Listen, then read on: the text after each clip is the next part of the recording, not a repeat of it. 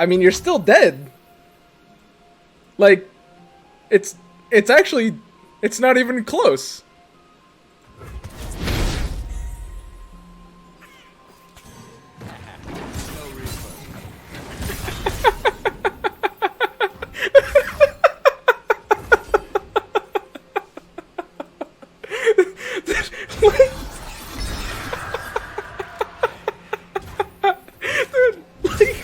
He just loses.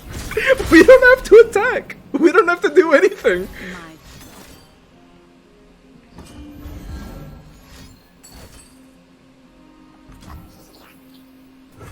Well, okay, that's not fair.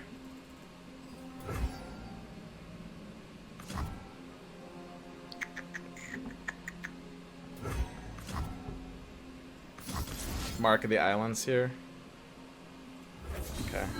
I mean, we're way good here.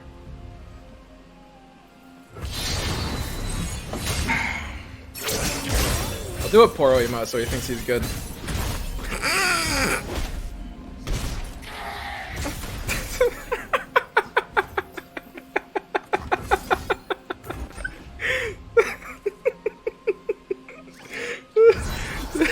What a stupid card.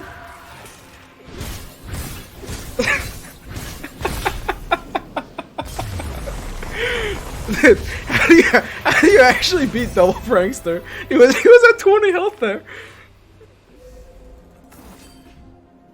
Straightforward.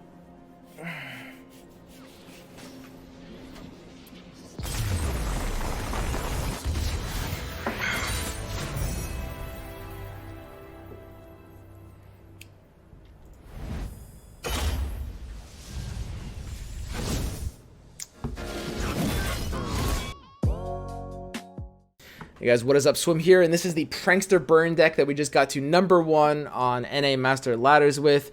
This is going to do very, very well, basically against, effectively, well, most decks right now. It's going to do very well for the next, like, 24 or 48 hours. It's a great time to be playing this list before the meta shifts in response to it, and mostly, it's a really, really hard counter to control decks of any kind, including Ezreal. So it does really, really amazing against, like, any sort of stall deck with Karma, Ezreal, or some of like Shadow Owl's control cards, like Anivia Shadow Owls type stuff. This deck will absolutely ass blast those lists. Now, it's pretty good against most other things. Probably Elusives is going to be kind of the one trickier matchup here. That's usually going to be a bit unfavored, and I'm going to need to like play test with this more to figure out what the matchup tables are going to look like. But anyway, this is the current list. Now, before I go deeper into this explanation, before we jump into any games, I'm going to mention to you real quick, make sure to check out the pinned comment in this video. I'm going to link my mobile analytics there. That's going to allow you to do two things. You can import this list and play it yourself if you want. Or you can see if this has gone through any updates.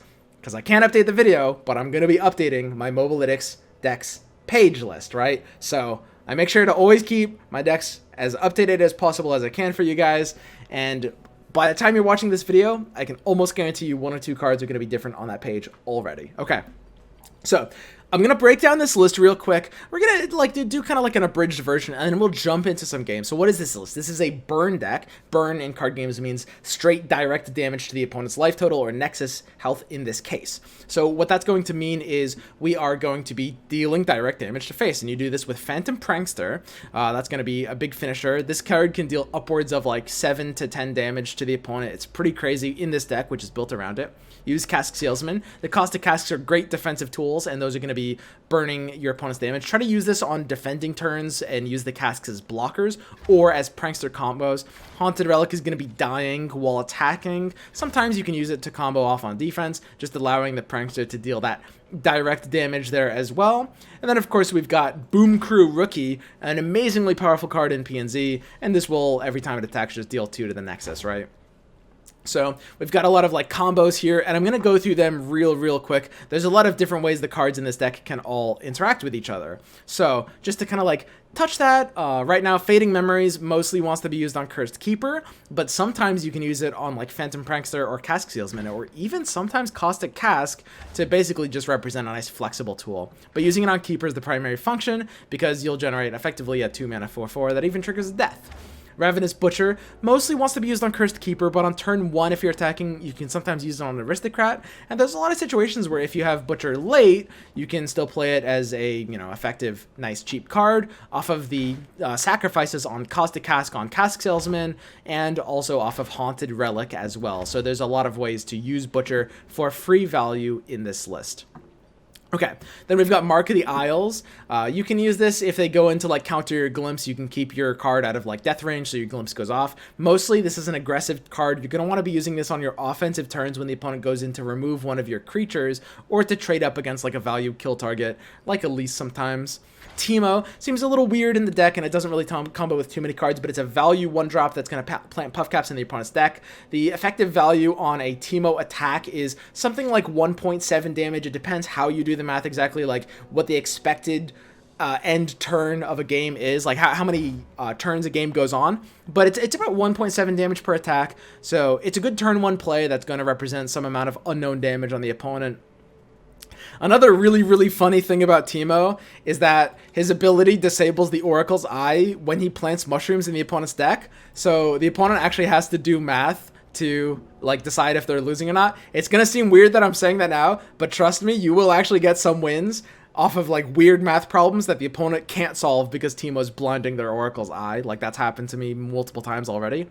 And then of course, the Boom Kariki, like I said, just pure face damage. Elise, you're not really building for a full spiders list here, but she's just like a value Shadow Isles card altogether. Glimpse Beyond can hit some targets, like for example the Cask Salesman or the Haunted Relic, but mostly it's going to be enabling your Cursed Keeper. And then of course we've got the Cask Salesman and the Prankster that are tying it all together as the top end. Finally, Augmented Experimenter is going to come in the late game and basically replenish our tools. You can run Hecarim in this slot instead. I'll try out Jinx. That could definitely work, but those are going to be the options for kind of like that top end category. All right, and that's the deck in a nutshell. So you're going to be burning down the opponent's Nexus total. It's a very aggressive deck. Basically, the first like 3 or 4 turns you kind of play as an aggro deck. And then after that, you transition into your over-the-top, like, prankster game plan. When the opponent, like, judgments like they want to do against a normal aggro deck, they just die to their own judgment. When they, like, board clear with anything, they just die. When they Ruination, you will just kill them. Like, this deck will just stop the opponent's life from existing after turn 5 because of the ridiculous amount of direct damage it'll put on them after that. Okay, so now that we've gotten kind of like, the breakdown going on, I'm going to go ahead and jump into a game here. This is a normals game because I'm camping. We're preserving our rank. Well, listen, look. Well, I'll play ranked after this deck, but at the end of the day, we're against the real deck. This is an Ezreal Heimerdinger player. He's going to be playing a real deck. So, I mean, I'll still be able to show you guys how this deck works and what makes it so good. So, it's a pretty easy mulligan here against the Ezreal Heimer. You always keep Prankster. I think you keep Prankster in pretty much every matchup except maybe the aggro matchup. And Salesman's going to be kept if you have a pretty good opener. Got the Teemo nut draw, and we're on a great hand here, especially for what we want against Ezreal Heimer. So, we're going to go ahead and stick in with, like, the 1-1 Teemo. Put the mushrooms in his deck. Maybe get a little bit of random value out of Puff Caps. Thinking about thermo beaming this. If I'm him, I would tend to take a thermo beam here. Depends on the hand, but I mean you can read him on thermo beam every time. I think he'll do it. Okay. So since he's on thermo beam, I'm gonna go ahead and play Rookie over Elise. I don't want to give him like a really easy thermo for no reason. It's close, by the way. I think like Rookie is also maybe better in general because it also trades better into Iceveil Archer. So it's not really just about thermo beam. But the thermo makes the decision like a lot easier. Time to go.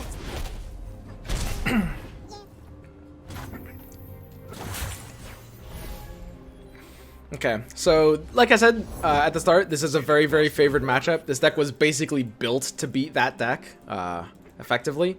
So yeah, I think it's a pretty easy Prankster here. We just want to make sure we're getting this card on the board. I'm super happy to like trade in my Teemo and stuff like that. Start getting like some Prankster damage as well.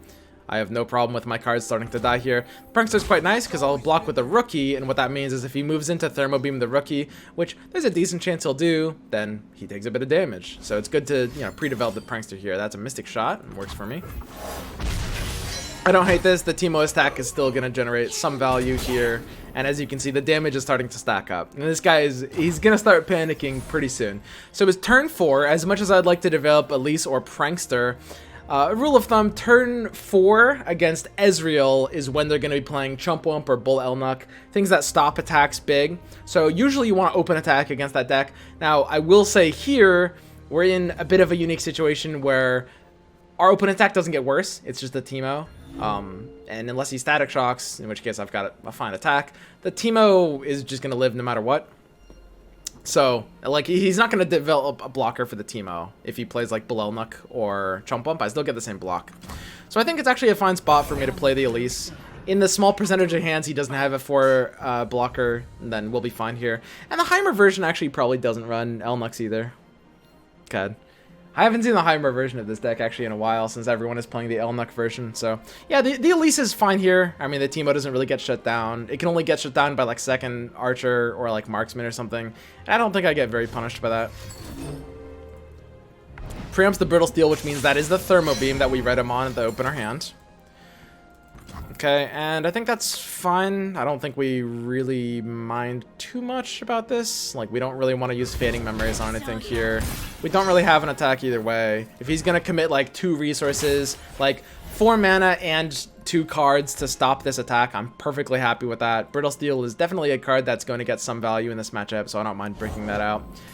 He is running the Elnucks version, so we are going to see a pretty disgusting combo here. Like, we do have the ability to just effectively stall this out like crazy. We're going to take some amount of damage here, though. Wow, this one's interesting. I think oh, that's so weird. I think I probably need to Vile Feast, because I'd rather block with a Spider than a Cask. It's going to be about the same value either way. You could also do a weird thing where you Fading Memories and Iceveil Archer. That ends up dying. Fading Memories, Iceveil Archer, and trigger the death on the Feast. That looks pretty good, actually. Let's do that. So let's Fading Memories. But we don't have the block then. No. It's better to Vile Feast. It's better to Vile Feast. Fading Memories actually, the flexibility of Fading Memories might actually represent an option here. So it's a weird spot. Basically, let me explain this. We want to get double Pranksters down before too much stuff starts dying, but we also need to keep our health above 6, right? 6 is kind of a magic number here. We want to make sure he can't kill me in any weird way. So we're going to sacrifice 1 unit here, not more than 1, and we can go to 10. I'm pretty happy to go to 10 right now. Perfectly fine. So now I play Prankster number 2. And we're basically gearing up to kill him in a really fast way with our attack. So we're going to, we've got Relic on the draw as well, which is kind of nice. We can do like Relic into Salesman. That'll be fine. So we'll Relic here.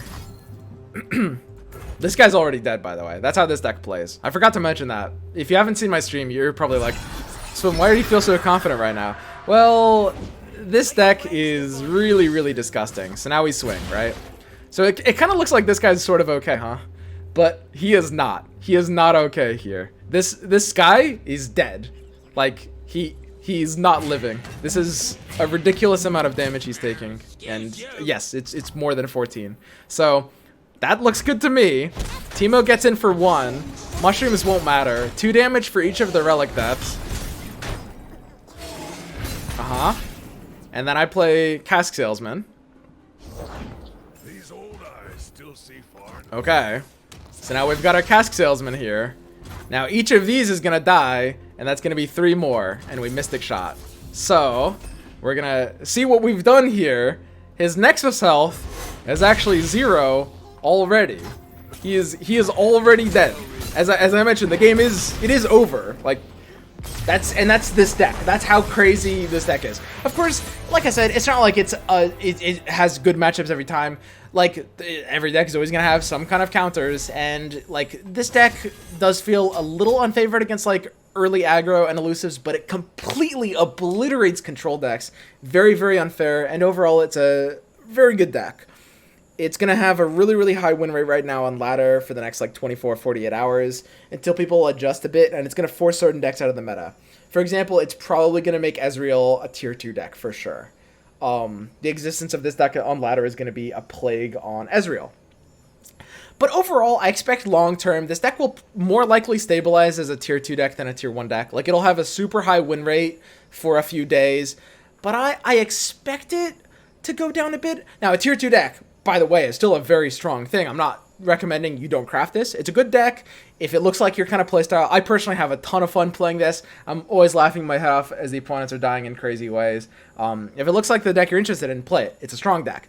But I don't... It will affect the meta in a big way. It will force people to stop running decks like Ezreal and War Mother's Control. But I don't expect it to have like tier 1 qualities moving forward. I want to mention that because I think like meta ecosystems are a little bit complicated. So just to kind of like finish this video up, I'll basically explain what the difference between that is. It's sort of like a parasite-host relationship. A good parasite can't kill a host, and the thing is, this deck counters the decks that it counters too hard, right? It will basically stop Ezreal and control decks from being super popular on the ladder just by existing at a fairly small play rate, and because those decks will just simply like stop being played very much, this deck will stop being able to get a ton of wins off of them, if that makes sense. So it doesn't have the qualities of a super stable tier 1 deck, but it will impact the meta in a big way, and it will have a very, very high win rate, especially for the next couple of days. So it's a great deck to craft. It's really fun. It leads to fast games. It's super degenerate. So if that seems kind of like the deck that you're interested in, I'd highly recommend this. So yeah, that's the end of this video. It's a burn deck. I'm going to be messing around with it on stream for the next couple of days, making some tweaks. Maybe I'll try Jinx, you know, who knows. And that's it. I'll probably bring it to the tournament because I'm going to be playing in some kind of like very minor tournament this weekend as well. And there's a good chance this deck will make it into my lineup for the tournament. It's something I'm very comfortable playing as well. All right, guys, that's going to be it for me for this video, and I'll see you guys next time.